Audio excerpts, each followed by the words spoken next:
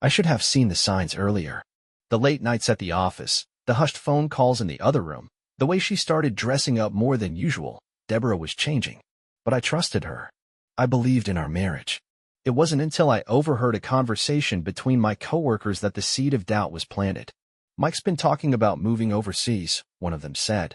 "He's been saying he's in love with someone, and they're planning to leave soon." I froze. Mike was my work friend, someone I'd shared beers with after long shifts, someone I confided in about my life. And now he was talking about moving away with someone he loved? I forced myself to act natural, but my hands were clenched so tightly around my coffee cup that I thought it might shatter. That evening, I went home and did something I never thought I'd do. I checked Deborah's laptop. I found the confirmation email immediately. 2 plane tickets. One way. Their destination? Paris.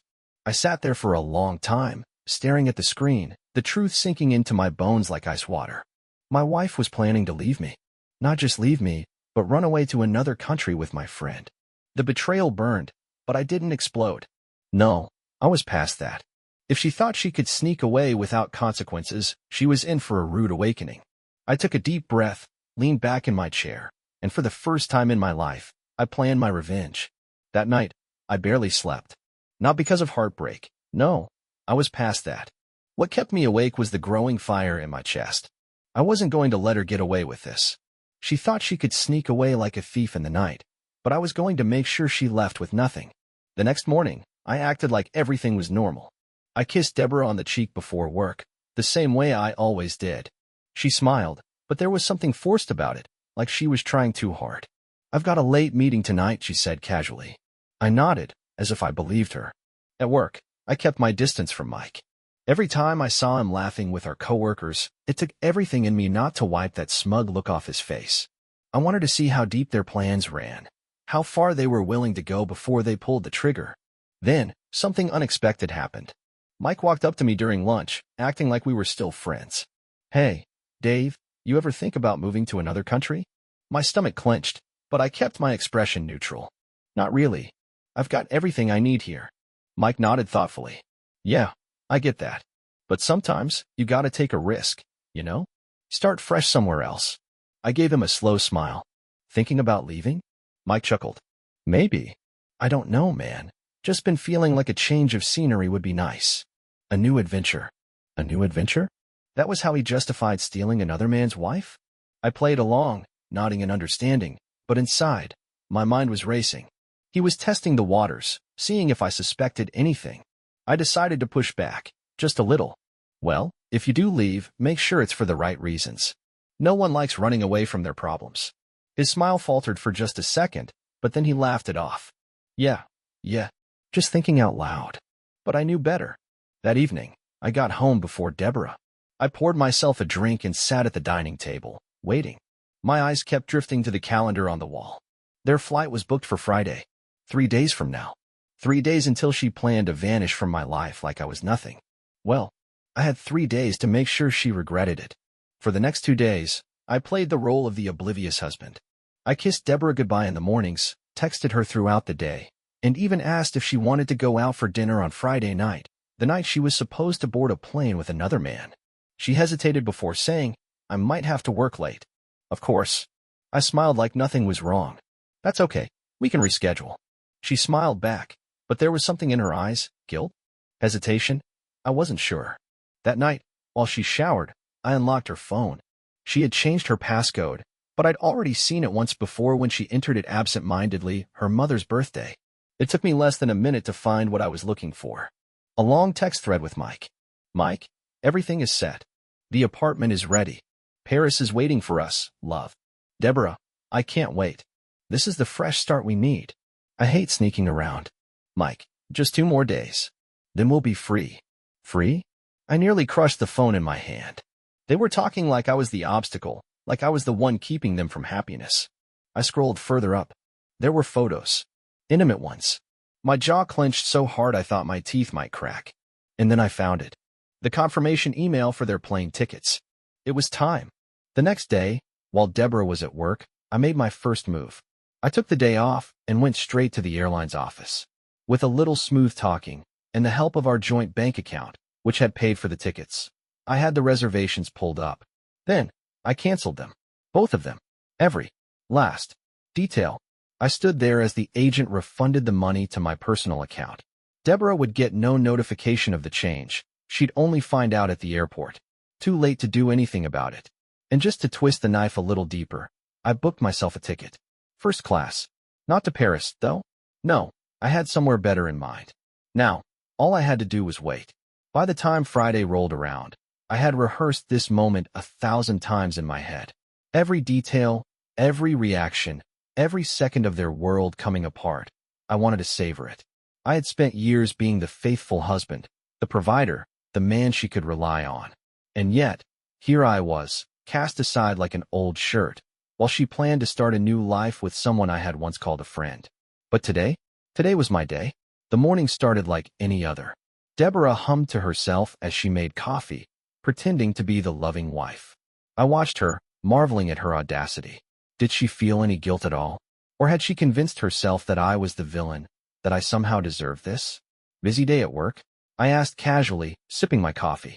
She paused, mid-stir, just for a second. Yeah, a little. Might have to stay late. She was getting sloppy. A lie too easily told, too poorly disguised. I almost laughed. That's fine, I said, pretending to check my phone. I've got some work to catch up on too. We moved around each other like strangers in our own home. She had no idea I knew, no clue that in a few hours, everything she had planned was going to collapse in front of her. She left around noon, saying she had errands to run. I knew better. She was meeting Mike. One last time before their grand escape. I waited exactly 20 minutes before I took the next step. I picked up my phone and dialed Mike's wife. Oh, did I forget to mention? Mike was married. Her name was Julia, and up until now, she had been just as clueless as I had been. I had debated whether to involve her, but then I thought, why should I be the only one suffering? She answered on the third ring. Hello. Julia, this is Dave Brown. A pause. Oh, Mike's friend from work, right? Yeah, I said, forcing my voice to remain calm. Listen, I need to tell you something, and I need you to hear me out before you react. There was a slight shuffle on the other end.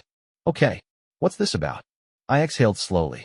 Mike and Deborah are having an affair, and they were planning to leave the country together. Today, the silence stretched between us. Then, a sharp intake of breath.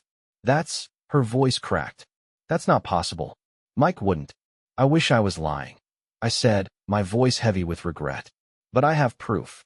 I emailed her everything. The texts, the plane tickets, even a few photos I had pulled from Deborah's phone. For a few minutes, I heard nothing but silence. Then, a broken whisper. I don't understand. I didn't either, I admitted. But I thought you deserved to know before they left. Then came something I wasn't expecting. A quiet, trembling laugh. I frowned. Julia, she let out a breath, her voice laced with cold fury. He really thought he could do this to me? I sat up straighter. You don't sound surprised. She gave a bitter chuckle. Because I'm not. I've suspected something for months, but he was careful. Too careful. Until now. I could hear the steel hardening in her voice. Where is he now? I glanced at the clock. Probably at the airport. Their flight was supposed to be in a few hours. A pause. Then, with deadly calm, she said, I'll handle it. I had no doubt she would. With Julia on the warpath, I turned my attention back to Deborah. I had been tracking her location through our shared account. Sure enough, she was right where I expected, the airport. She thought she was leaving. I checked in for my flight, a solo trip to a tropical island, far away from this mess, and made my way through security, knowing that she was about to walk straight into disaster. From a distance, I spotted them. Deborah and Mike, standing at the check-in counter, rolling suitcases by their sides. They looked so confident, so certain of their escape. Until the airline agent shook her head. I watched as confusion crossed Deborah's face. Then frustration. Then panic. I couldn't hear the conversation, but I knew exactly what was happening. She was being told that her tickets no longer existed. I strolled forward, making sure she saw me just as the truth hit her. Her eyes widened. Dave? I smiled. Going somewhere, she stammered. What are you doing here? Mike turned, frowning. What's going on? I pulled out my phone, flashing their canceled reservations. Seems like there was a change of plans. Deborah's face drained of all color. She turned back to the agent, desperation creeping into her voice. There must be some mistake. No mistake, I cut in. I canceled them myself. Her mouth opened, but no words came out. And then, the final blow. Also, Mike. I gestured behind him. Your wife's here. He spun around just in time to see Julia storming toward him, her face a mask of pure rage. Michael, she spat, her voice shaking. You absolute coward. The entire airport terminal went dead silent. People were watching now, curious travelers, security guards, everyone. Mike visibly shrank under Julia's fury. Jules, I hit. Shut up, she snapped, shoving the printed-out text into his chest. You were going to leave me. Leave our family. She turned to Deborah with pure venom in her eyes. And you're just pathetic. Deborah flinched. I almost felt bad for her. Almost. It was beautiful, really. Deborah's perfect little plan had gone up in flames. Mike tried to salvage it, whispering urgently to her, but she wasn't listening. She was staring at me. Finally, she spoke. Dave, please, we can talk about this. I tilted my head. Talk about what? How you were about to run away and start a new life without me. Tears welled in her eyes. I made a mistake. I laughed.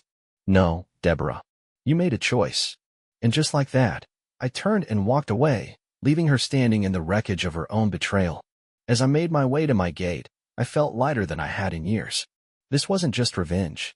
This was justice. And for the first time in a long, long time, I was finally free. As I walked away from the chaos, I expected to feel a rush of triumph. After all, I had just torched the carefully crafted fantasy Deborah and Mike had built for themselves. Their picture-perfect escape to Paris? Gone. Their secret romance? Exposed. But as I reached my gate, something else settled in my chest. Not regret. Never that. Just finality. It was over.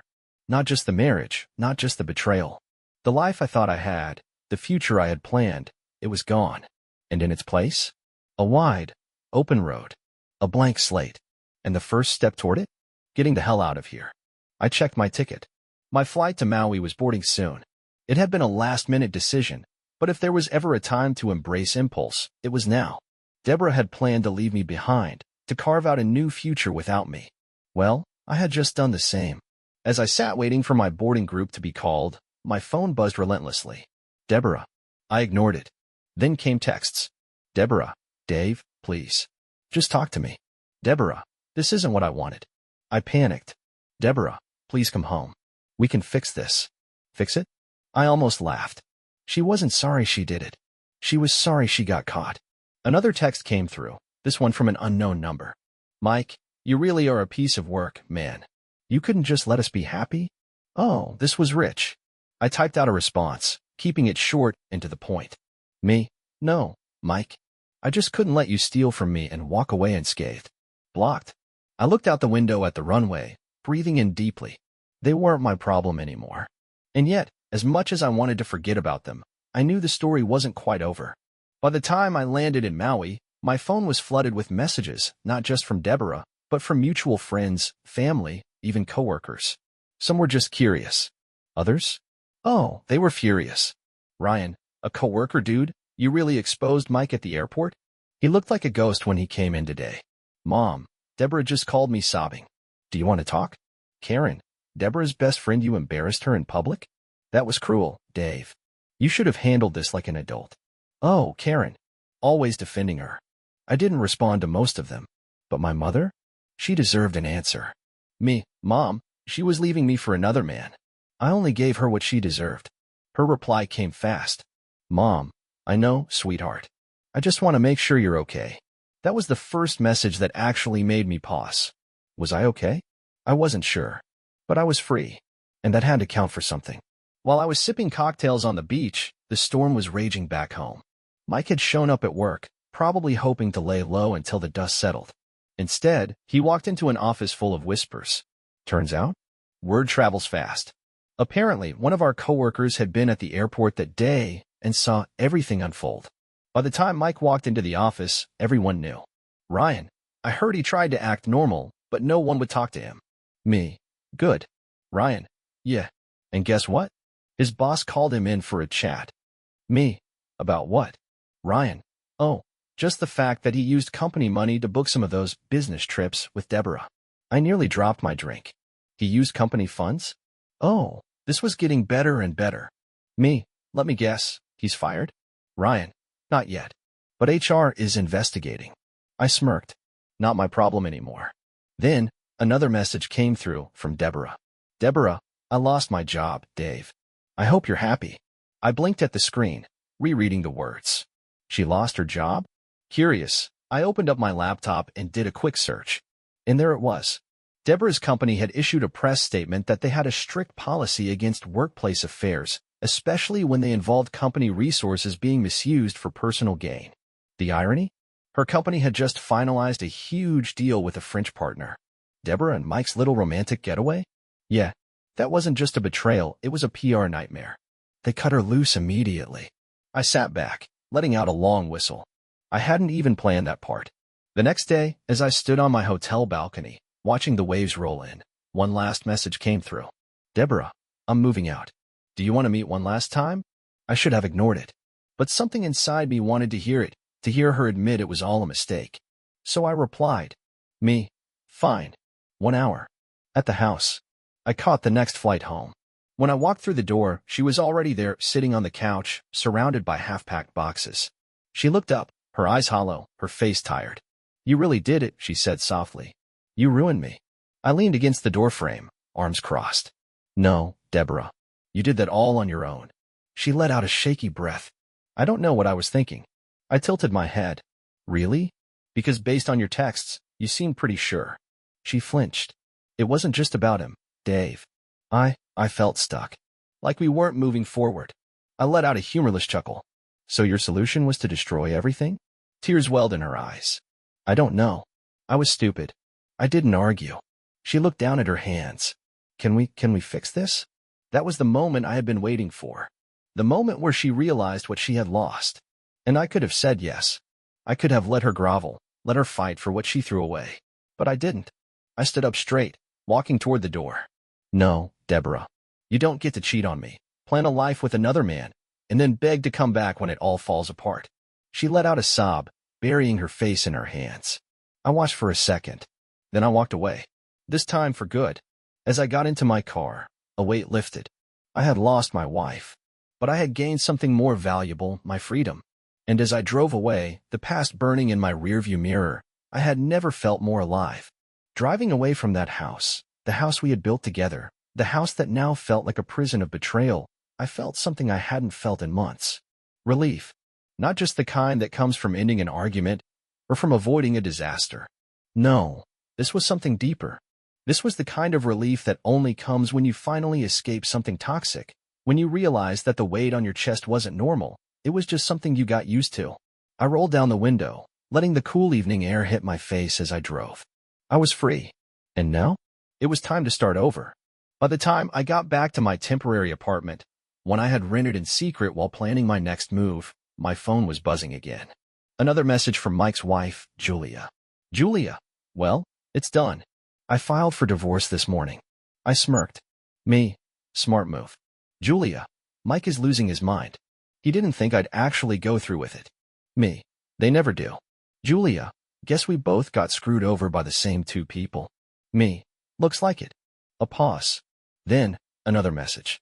Julia, so, what now? I stared at the screen for a moment. What now?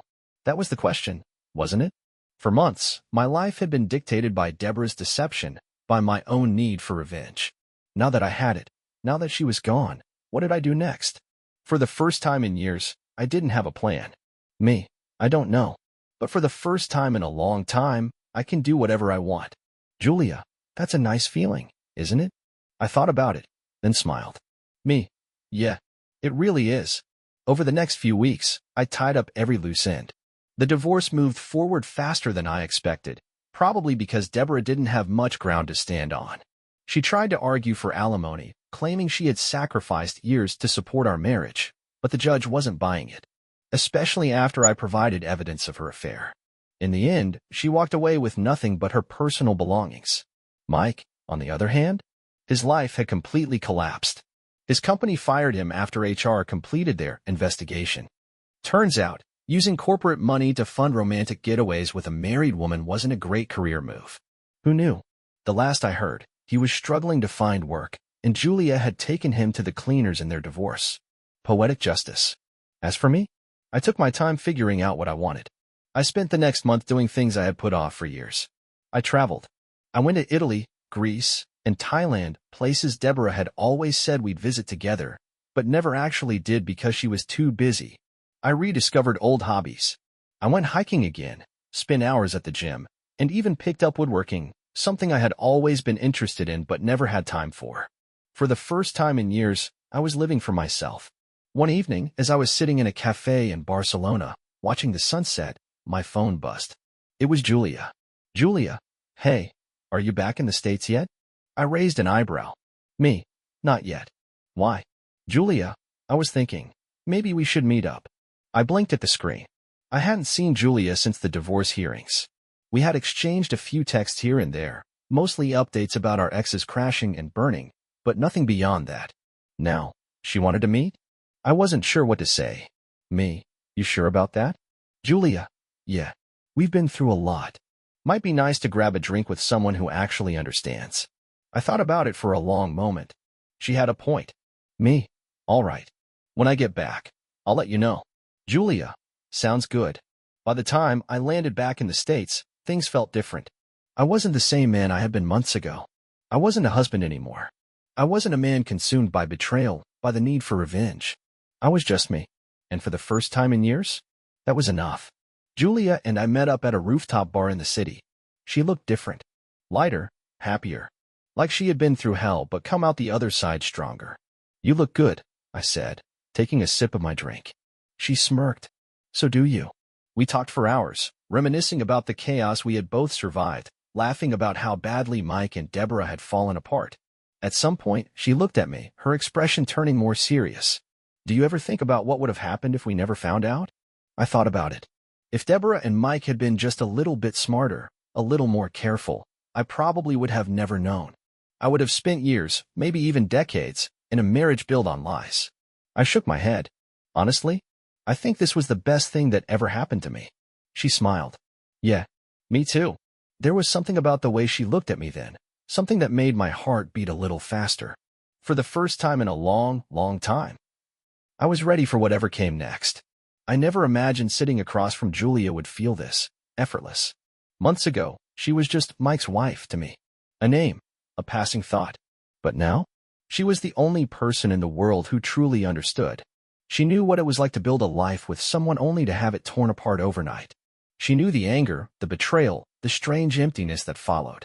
And unlike friends or family, who always seemed to ask if I had moved on yet, she never asked. She didn't need to. She already knew. So, Julia said, stirring her drink absent-mindedly, tell me the truth. When you canceled their plane tickets, did you do it just to mess with them? Or was there a part of you hoping she'd change her mind? I smirked. If she changed her mind, that just would have been a bonus. She laughed, shaking her head. Good answer. The conversation shifted, turning lighter as the night wore on. We reminisced about how we first met, back when we were nothing more than the background characters in our spouses' lives. At some point, Julia sighed, swirling the last of her wine in her glass. You know what's funny? I always used to wonder if you knew. I frowned. Knew what? She met my eyes. That they were sleeping together. I exhaled, running a hand through my hair. Honestly? No. I had suspicions, but I never wanted to believe it. She nodded. Same. Yes, we both wanted to be the trusting spouses. Yeah, I muttered, and look where that got us. She laughed, but there was no bitterness in it.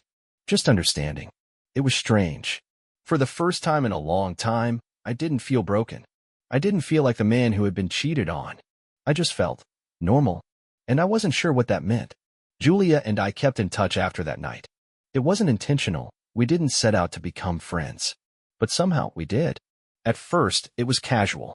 A text here and there. A funny meme about exes. A sarcastic joke about how Mike was reportedly living in his cousin's basement. Then, she called me one night. I need a favor, she said. I raised an eyebrow, even though she couldn't see me. That sounds ominous. She laughed. It's nothing bad. I just need a +1 for this wedding I'm going to. I don't feel like dealing with the pity stares and that you'll find love again speeches from relatives. I leaned back against my couch, considering it. Free drinks? I asked. She snorted. Obviously. I grinned. Then I'm in. The wedding was a week later. We had a ridiculous amount of fun pretending to be an old married couple, making up absurd stories about how we met, stealing glances like we had a lifetime of inside jokes. At some point, someone asked how long we had been together, and without missing a beat, Julia squeezed my hand and said, "Feels like forever." She didn't let go of my hand for the rest of the night. Neither did I. Things changed after that wedding. We didn't talk about it, but something was different. I caught myself smiling whenever her name popped up on my phone. I found myself looking forward to our late-night conversations. Then, one evening, she called me, her voice unusually quiet. "Dave," she said, "be honest with me. Are we still just friends?" I exhaled slowly. "I don't know." Silence.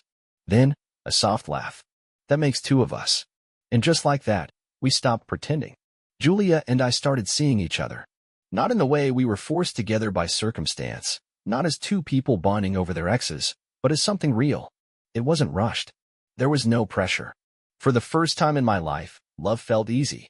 And that was how I knew it was real. A year passed. A year since I found out the truth. A year since I walked away. A year since I took back my life. I had built something new. Something better. I had spent so long thinking that Deborah and Mike had ruined me, that I would always be the man who got cheated on, the man left behind. But now, I was happier than I had ever been. Julia and I had moved in together, something that neither of us had expected, but when it happened, it just made sense. And one evening, as we sat watching the sunset on our balcony, she reached over and took my hand. "Do you ever think about them?" she asked. I considered it. "I used to," I admitted. "But now? Not really." She smiled, leaning her head against my shoulder. "Me neither." For the first time in my life, I wasn't looking back. And for the first time, I knew I never would.